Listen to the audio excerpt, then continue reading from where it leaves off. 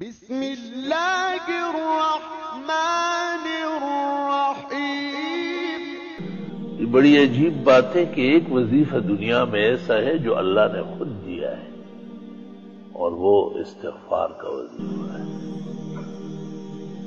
انہی آیات میں جو آج انفال کی پڑھی گئی، اللہ نے فرمایا ہے اللہ تعالیٰ ان کو عذاب نہیں دے گا، آپ تشریف فرمائے، آپ کا وجود نعمت رحمت اور عذاب دونوں ایک زمین پر جمع نہیں ہو، اور اللہ ان کو عذاب نہیں دے گا کیونکہ یہ استغفار کر رہا ہے۔ دنیا کی جتنی تکلیفیں ہیں، پریشانیاں ہیں، غم ہے، بیماریاں ہیں، فتنے ہیں، سازشیں ہیں، چھوٹے بڑے گناہ ہیں، یہ سارے ملا کر اس کا ایک ہی نام ہو جائے گا، عذاب، خدا کی پکڑ عذاب۔ تو فرمایا عذاب رک جائے گا استغفار کے ہوتے ہوئے۔ پھر جب عذاب رکتا ہے، بیماری جاتی ہے، تکلیفیں ختم ہوتی ہے، فتنے ٹلتے ہیں، تو پھر ضرورت ہوتی ہے بحالی کی۔ سورۃ ہود میں کہا ہے کہ استغفار کرو، صحت بحال ہو جائے گی، زندگی بہترین ہو جائے گی، تمام طاقت توانائی بحال کرو۔ پھر جب بلائیں بھی ٹل گئی، صحت اور عافیت بھی آ گئی، تو اب کچھ نعمتیں چاہیے، جیسے بخشش ہے، جنت ہے، دنیا میں مال ہے، بیٹے ہیں، بارشیں ہیں، آبادکاریاں ہیں، نہریں ہیں، چشمے ہیں۔ تو سورۃ نوح میں کہا فَقُلْتُ اسْتَغْفِرُوا رَبَّكُمْ، نوح علیہ السلام کہتے ہیں میں تو ان کو کہہ چکا ہوں استغفار کرو، یغفر لکم ذنوبکم، اللہ معاف کر دے، اور آسمان سے موسلادھار بارش بھیج دے، وَيُمْدِدُكُمْ بِأَمْوَالٍ وَبَنِينَ، مدد دے دے گا، مال اور بیٹے دے گا، وَيَجْعَلْ لَكُمْ جَنَّاتٍ، اور دے دے گا تم کو باغات، نہریں، چشمے، دنیا میں اور آخرت میں جنت ہے، وَيَجْعَلْ لَكُمْ أَنْهَارًا، تمہاری نہریں جاری ہو جائیں گی، تفسیر کی نہر، حدیث کی نہر، فقہ کی نہر، ناظرہ کی نہر، حفظ کی نہر، تجوید کی نہر، اعدادی اور دور حدیث تخصصات، پورے عالم میں آواز پوچھ، توحید کے چرچے، سنتوں کی اشاعت، رد شرک اور بدعت، رد رسم فاسد، رد ماحولیات قبیحہ، رد منکرات، تلقین المعروف والحسنات۔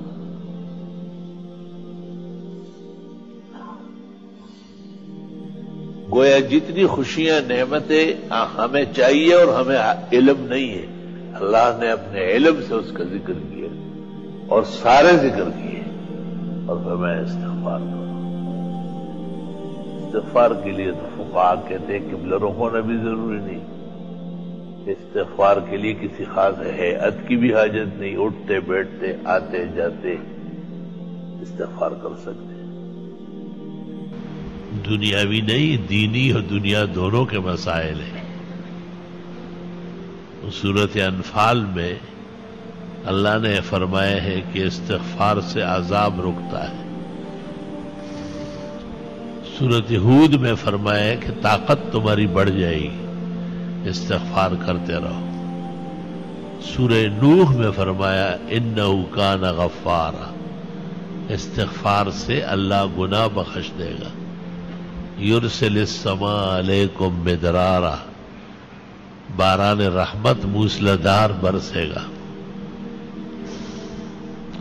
وَيُمْدِدُكُمْ بِأَمْوَالٍ وَبَنِينَ، مدد کر دے گا تمہاری، مال اور بیٹے دے گا۔ سید الاستغفار یہ تو بہت ہی اعلیٰ و عرفہ ہے، جس کو سید الرسل والنبیین، سید الاولیاء والمتقین، سید الغرر المحجلین، سید الشفعاء یوم الدین، نبی کریم صلی اللہ علیہ وسلم نے سید الاستغفار فرمایا وہ تو بہت ہی اعلیٰ اور رفع ہے، لیکن وہ طویل ہے. صرف اتنا کہنا بھی کافی ہے، استغفر اللہ استغفر اللہ. امام ترمذی نے اوزائی سے نقل کیا استغفر اللہ ربی.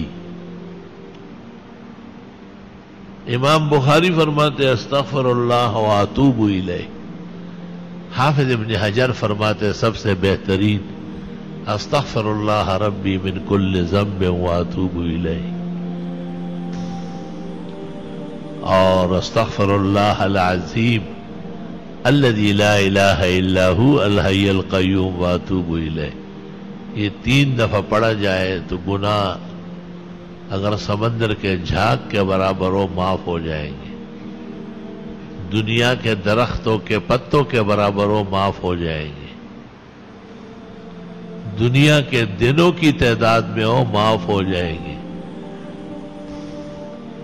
ریت کا ایک ٹیلا اور پہاڑی، کتنے اس میں ریت کے دانے ہوں گے، اس قدر بھی گناہ ہو تو اللہ معاف فرما دے گا اور مدد کر دے گا تمہاری مال اور بیٹے دے کر.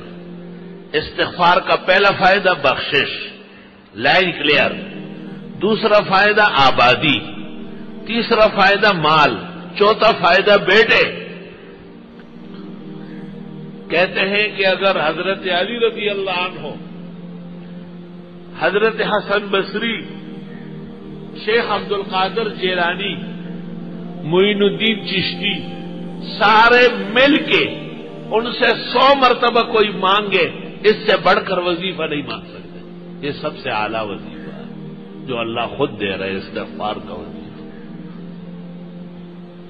بیٹے، کتنے بیٹے؟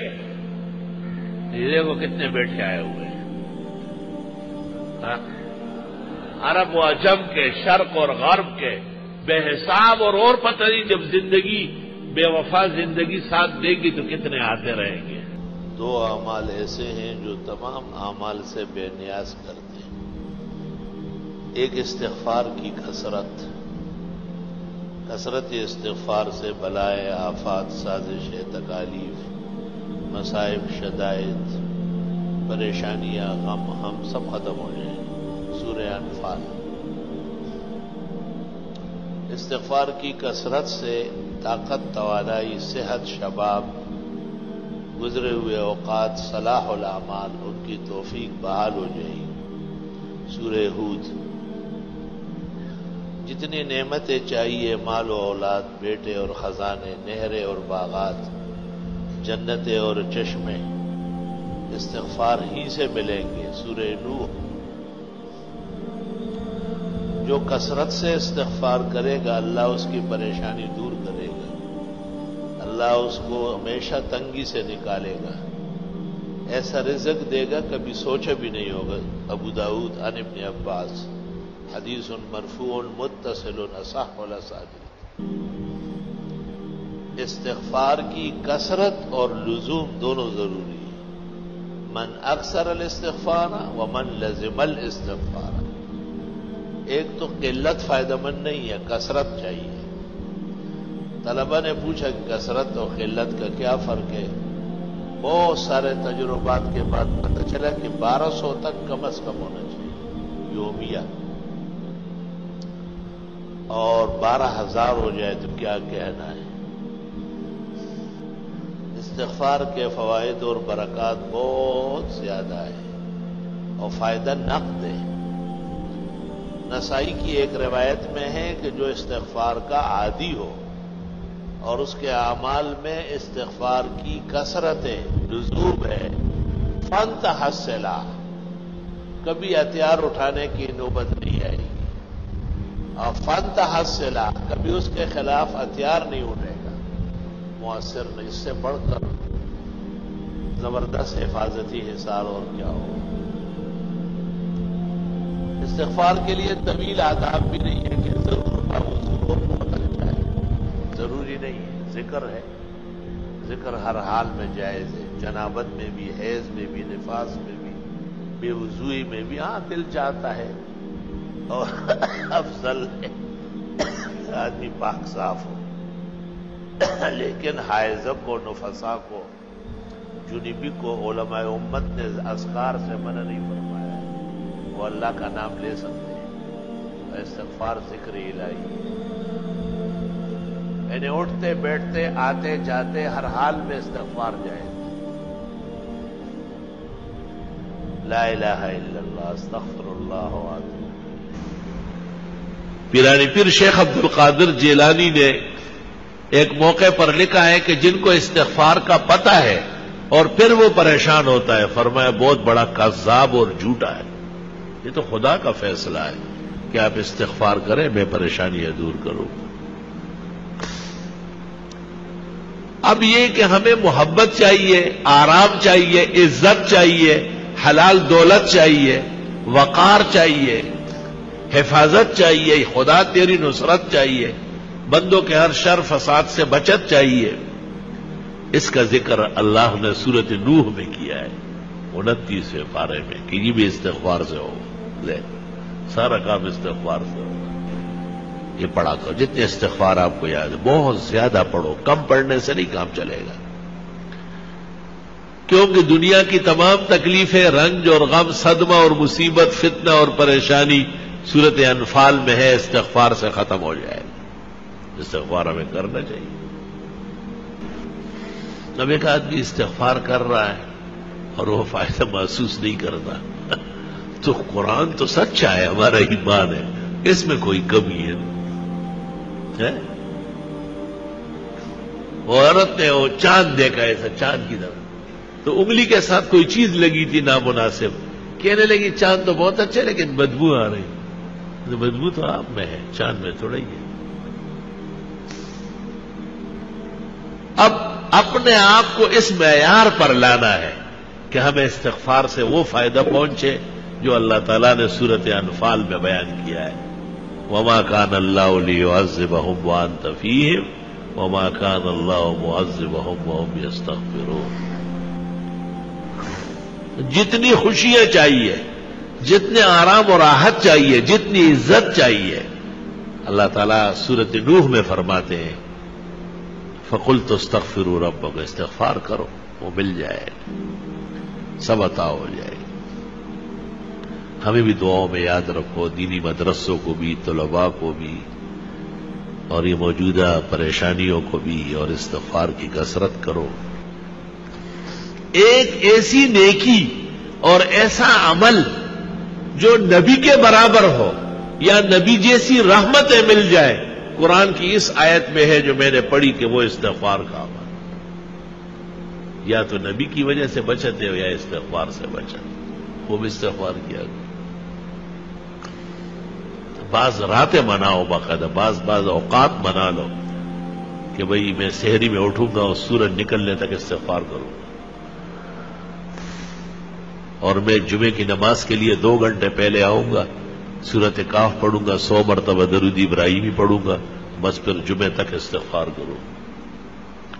جمعے میں اتنا ٹائم نہیں ہے، چلو عصر سے مغرب صحیح ہے، مغرب سے عشاء تک کچھ تو ادھر کنڈے زویا سوخو بویا، کچھ تو کرے آپ، اپنے آپ کو ذرا قیمتی بنائے۔ اور 5 سے لے کے 10 دن میں 10,000 مرتبہ استغفر اللہ ربی من کل ذنب واتوب الیہ، استغفر اللہ الذی لا الہ الا هو الحی القیوم واتوب الیہ۔